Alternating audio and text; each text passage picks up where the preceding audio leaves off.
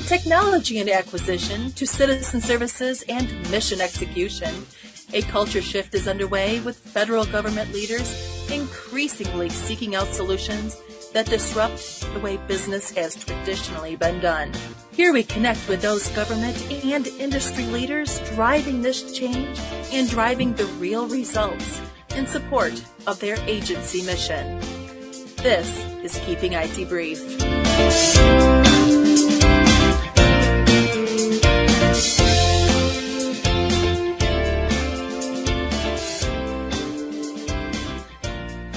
I'm being joined today by Tris Carpenter, Red Team Consulting's General Manager for Strategic Growth.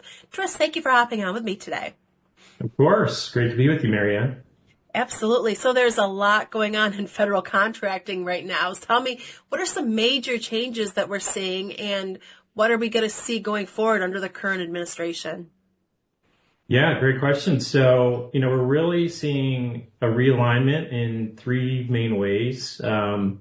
First, there's the workforce reduction taking place across agencies under the DOGE Workforce Optimization Initiative. And we're seeing our industry is also feeling kind of the surprise from Friday's kind of overnight closure of GSA, TNF, which had really been around for, more than a decade. Second, agencies are, restructuring to eliminate functions that are not mandated by law, put certain, air quotes, non-essential consulting activities on the chopping block. Things like, producing reports or research without hands-on implementation. Third, there's a reprioritization of resources. We're seeing high priority areas such as, cybersecurity, defense modernization, and national security IT systems really kind of being exempted, at least in the current environment. While things like digital transformation efforts that may not have, a lot of clear ROI metrics are taking a back seat. For IT professional services firms, it's really a blend of disruption and opportunity. On one hand, as federal headcount is reduced, that could potentially lead to more outsourcing to the contracting community. However, on the other hand, you still need to align and be aware of the administration's updated focus moving forward. Okay, so they're doing a lot really fast. But how quickly do you think these changes are going to actually take effect, and what should companies do to prepare? Yeah, they're definitely happening at lightning speed, right? Internal agency memos show that a directive to cut total spending really upwards of, 50%.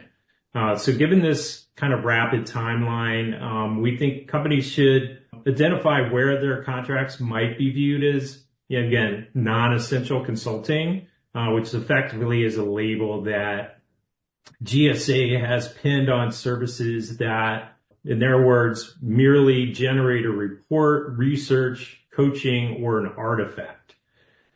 Next, we suggest, tightening relationships with your contracting officer. They typically have the best insights into how each agency will adopt workforce initiatives. Third, we suggest positioning your services in terms of, real solid deliverables and measurable outcomes versus, say, more advisory type work. And lastly, keep an eye on opportunities that emerge from this phase in the restructuring efforts itself. So, agencies are probably going to need outside help to execute some of these big organizational changes. So we suggest, be proactive and outcome focused, and that'll really help to guide you through the storm, if you will. Okay, so now with all the government workforce changes and reductions, how might companies be affected in the short term? Yeah, definitely expect some bumps right out of the gate. When people leave agencies, we see early retirements, we see reductions in force, probationary employees being, notified of their departure. Decision making often slows down. Contract awards can get postponed, and a lot of the traditional communications lines may get delayed. However, kind of recent history shows us that when civil service positions are cut, agencies do tend to lean on contractors, service providers to keep those essential services running. We're seeing that already in some areas like cybersecurity, IT support, data management. Also for professional services firms, you see there's an opportunity to help agencies figure out some of these new operating models that are emerging. For IT services, agencies we feel will start to look to automate processes that used to be handled by federal staff who are no longer there. So we really think a mix of patience and proactive outreach can go a long way kind of during this period.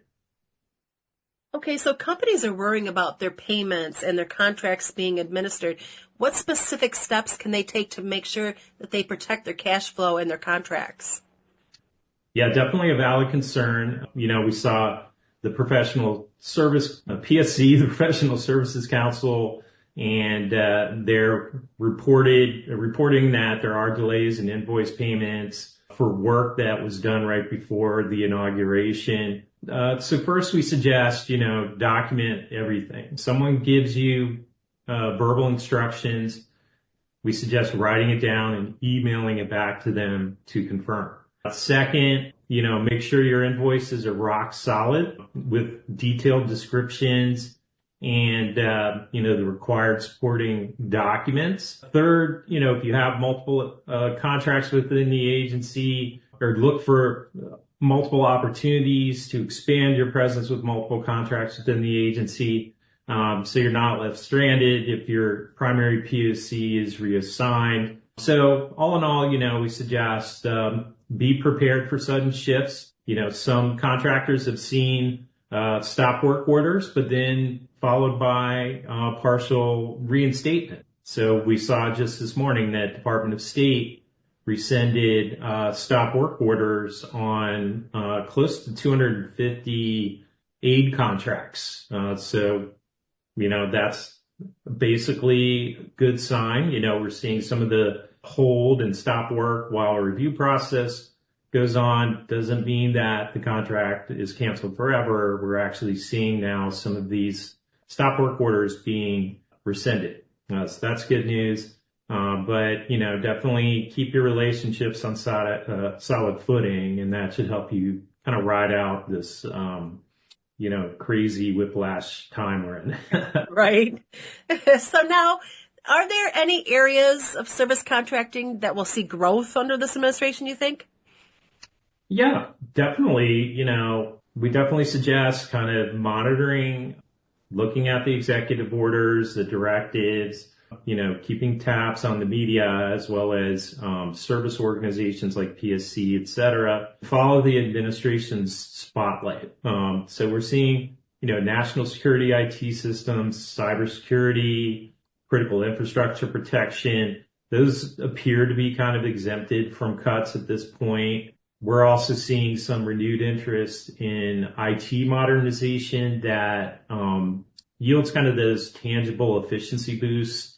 So, think zero trust architectures, cloud migrations that help reduce infrastructure costs, automation tools that, handle or reduce the need for, manual intervention and staffing needs, data analytics for decision making, things like that. Also, health IT, again, cost efficiency. So looking at applications there, while maintaining service quality. So, for VA, for example, benefits modernization and those types of areas we're seeing not as impacted at this point. And then, on the professional services side, looking at areas that directly lower government spending. So think, procurement optimization, financial management. We're seeing some traction there. So basically, if you can show or offer that you can help agencies do more with less, then that we feel is a good message to share. Okay. So what types of IT and professional services do you think are most vulnerable at this point? Really, services that are considered peripheral to core missions or at odds with current policy kind of are squarely in the crosshairs.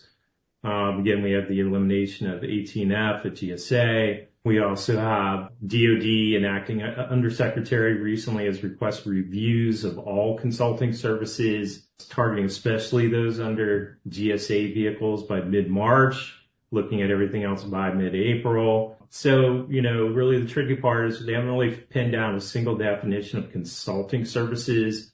There's also waived stop work orders that have, hit USAID. So, since this non-essential consulting idea is really kind of defined as services that, again, merely generate report, research, coaching, artifact, vendors who specialize in that area, might want to think about, showcasing how they can deliver more hands-on implementation oriented value.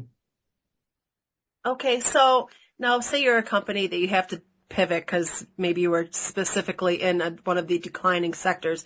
What's something they should do to reposition themselves without losing credibility or appearing like they're just trying to grab at an opportunity? We think authenticity is key. So really start by, mapping out where your genuine capabilities overlap with the administration's current priorities. Don't claim expertise you don't have. Be transparent, but also emphasize successful outcomes and how they can be applied in new areas. So, as an example, right, if you are focused on data analytics for like climate programs, right? So show how you could pivot potentially to use the same kind of analytical methods to enhance border security. Now, of course, it's quite a different market focus and some companies may not be as comfortable with that, but it's just as an example where taking a horizontal technology domain and looking for other applications that are more aligned to, where the administration is focused. Forming teaming partnerships, well-entrenched providers in fast-growing niche areas to gain some experience and credibility. And then, reframing your message around ROI and efficiency. Again, you see some common threads kind of woven throughout this. Okay. So now the administration's got to focus on cybersecurity. How is that going to impact companies, do you think? We're seeing so far, at least cybersecurity is still front and center. Definitely with that national security lens kind of leading the conversation. There's a pretty significant emphasis on things like supply chain security, zero trust implementation, and real-time threat detection. So as an IT service provider, that would mean ensuring that you meet CMMC 2.0 standards, for example, to help address what agencies are looking for. So it doesn't necessarily having the certification, but start to look at what is required as part of 1.0 and 2.0 certification. Secondly, examine how security is incorporated or part of your offerings, and emphasizing that. Third, big initiatives that like establishing or upgrading security operations centers are in focus. Essentially, if you can provide kind of and convey a proactive security stance, and emphasize that in your offerings, that may be a more compelling value prop or differentiator as you're pursuing this type of work. Okay, so now with the administration's focus on efficiency, how important is IT modernization for federal contractors?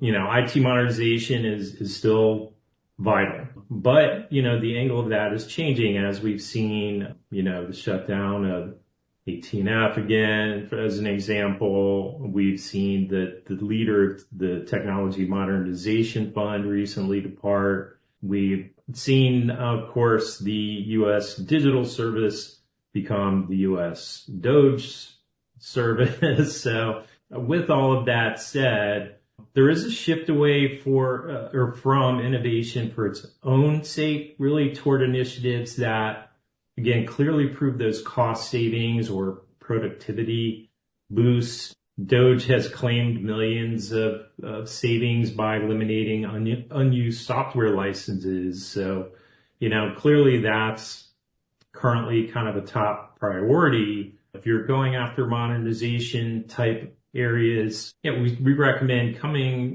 really being armed with specifics on how it trims spending, how it reduces workload or lowers maintenance overhead, because the government's still going to need these modern tools to function with a greatly reduced workforce.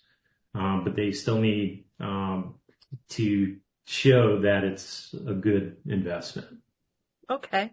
So now what regulatory changes should companies start being prepared for? Yeah. So it's kind of a little, little column A, little column B, right?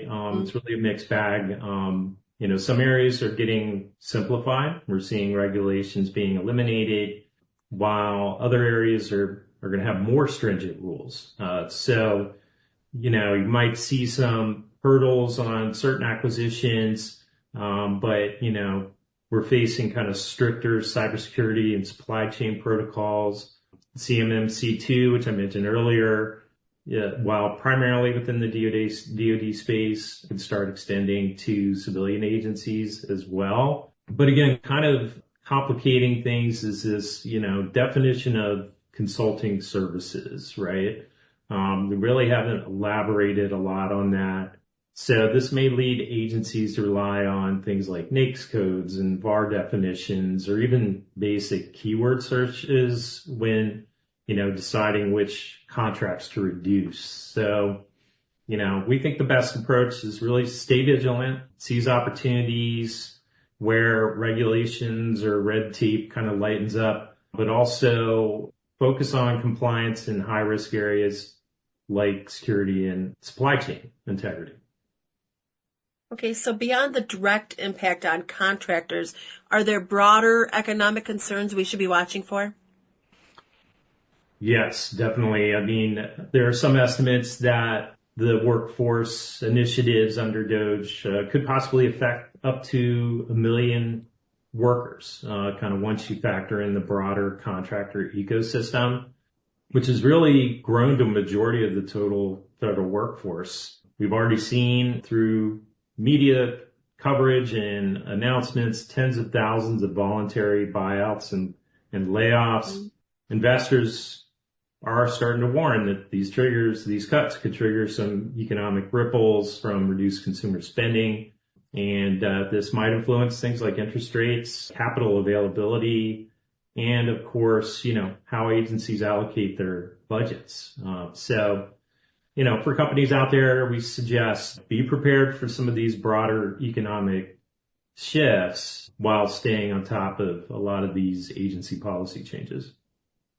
Okay, so now how might the competitive landscape change for companies under this administration? I think you can expect, really two opposing forces, heightened competition and, possible consolidation. So with some of the really administrative barriers easing, smaller and mid-sized firms, might jump into the federal market, intensifying competition. Meanwhile, kind of in areas like seeing deep budget cuts, some companies may merge or exit. Also, we suggest watching for more cost-centric evaluations. Agencies could rely more on lower price. We don't want to say LPTA, but more price-focused approaches to really stay competitive. We suggest companies take a, good look at their pricing structures and develop kind of compelling narratives about how they deliver both value and future savings. And how is this going to change the relationship between the prime contractors and the subcontractors in the IT and professional services space? Yeah, I mean, primes are definitely feeling the squeeze to cut costs while still providing results. We're seeing they're being a little more selective in choosing their partners, their subcontractors. They might also internalize certain capabilities, especially if they're like in high margin areas like cybersecurity or analytics. But in turn, subcontractors, we suggest, to stand out by, kind of clearly showing how you as a subcontractor or partner reduce risk, lower cost, or perhaps, fill a unique niche area. And we're also seeing more performance-based or risk-sharing models, which can be good for forming tighter partnerships, but it does require, more detailed planning. So it's not enough to just bring, qualified staff to the table, but it's also now to need to kind of build on that real and measurable value proposition as well. Okay, so now what strategies should IT companies adopt to thrive in this changing environment? We think success is really going to hinge on adaptability. First, align your offerings, with the administration's current priorities, highlighting security, efficiency, cost reduction, et cetera. Second, think about your impact statement and your value proposition with augmenting with case studies and metrics. Agencies are going to want to see how you saved money or boosted productivity. So, those kind of become more important win themes, if you will. Third, think about leveraging technology internally in your own operations to cut overhead, and think about how you can flatten your pricing structure to be more competitive. Fourth, compliance is still going to be, very important, especially in areas like cyber and supply chain, like we talked about. And we suggest being strategic in your partnership decisions, teaming up where you have gaps, where you need qualified providers to help you improve your win probability and your differentiators. If you can pivot quickly and communicate that concrete value, we feel that'll help give you an edge in this changing environment. Okay, and as companies do this pivoting, what advice would you give them to communicate these changes to their clients? As you approach the new administration priorities, we suggest, focus on continuity, focus on outcomes, stress the strengths that you have, and, pivot those and explain how they address today's challenges. So, rather than kind of talk up, processes or methodologies, emphasize the tangible results that your team delivers, like cost savings, performance boosts, or risk reductions. Align your messaging to the current focus on improving efficiency and, showing how you can help an agency meet those objectives, because that's going to be an important part of their evaluation process. But, really, it's important to continue that outreach to your contracting officer, to your program managers, et cetera, and, listen first to see what their interpretation is of the latest directive or EO or memo, then use that insight to inform your win strategy and your bid. If it's kind of as you approach these deals, if your pivot kind of looks like a logical next step, not, less opportunistic, then, that should increase your resonance with, an evaluation panel, et cetera. What do you forecast for federal contracting for the next 2 years? It's going to be a roller coaster, as we've seen. Definitely some whiplash periods, et cetera. So a lot of fast and, but erratic kind of changes. We see some of these decisions just kind of coming in at Friday at midnight, simple midnight email and no transition, and the entire group is gone.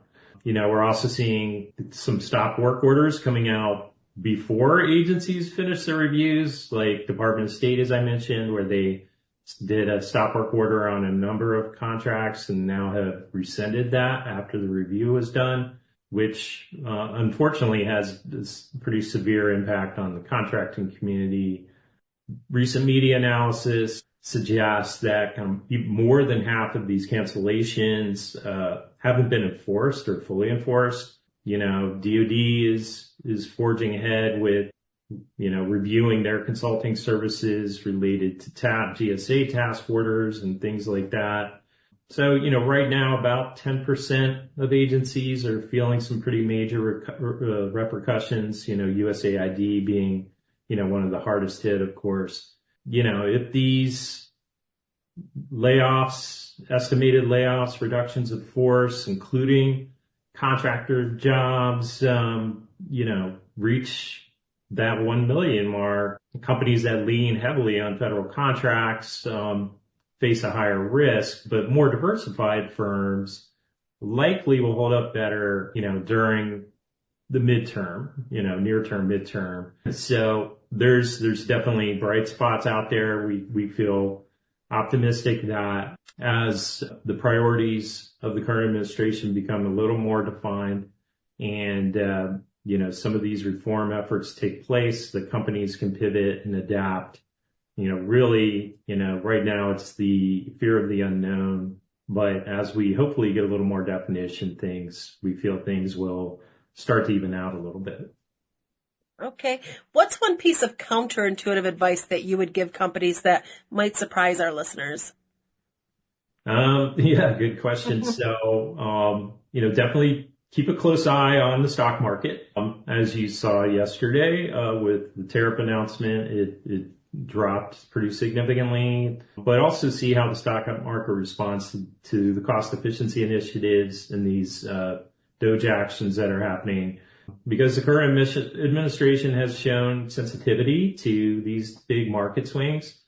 Policies have been paused or modified when the market takes a downturn. So there's really a natural tension between, cutting spending and wanting to preserve market confidence and keep unemployment low, et cetera.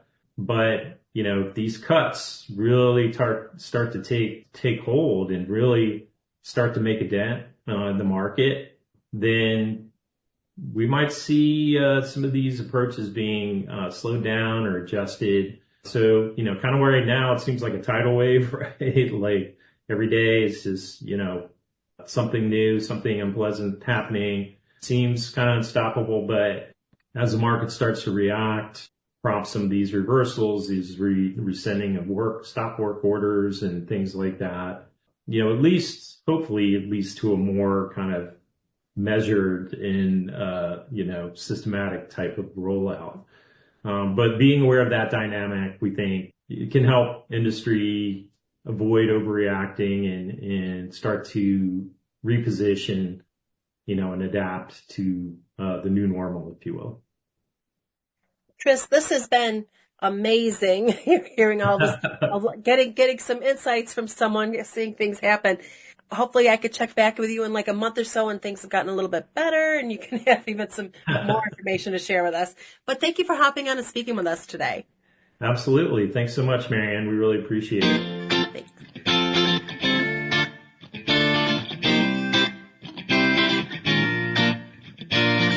Thank you for listening. For more episodes, check us out at govforum.io or anywhere you listen to podcasts. And please subscribe, give us 5 stars, and share with your friends.